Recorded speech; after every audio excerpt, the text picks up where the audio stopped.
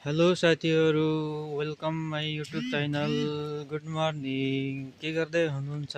सबैजना सन्चै आरामै हुनुहुन्छ? म पनि सन्चै आरामै छु। तपाईँहरू के गर्दै हुनुहुन्छ? कहाँ हुनुहुन्छ? कस्तो हुनुहुन्छ? म त बिहान उठेर यो सुन्दर पार्कमा घुम्नको लागि आइपुगेको छु।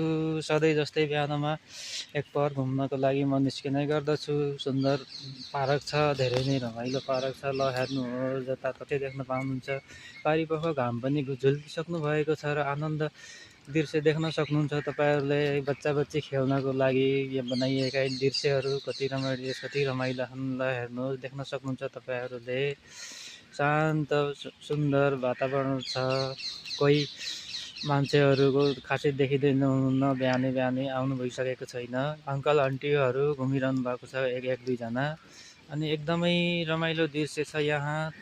यो पार्क रहेको छ चण्डीगढ सेक्टर 19 सदर बजारको बिल्कुल पछाडि साइडमा। यहाँ चाहिँ पालिका बजारको सामुन्ने।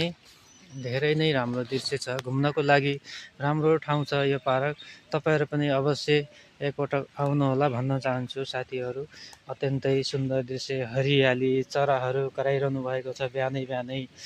ढुकुरहरू, सुगा, मैना, जुरेलीहरू अनि सहारी चरीहरू कराउनु भएको छ।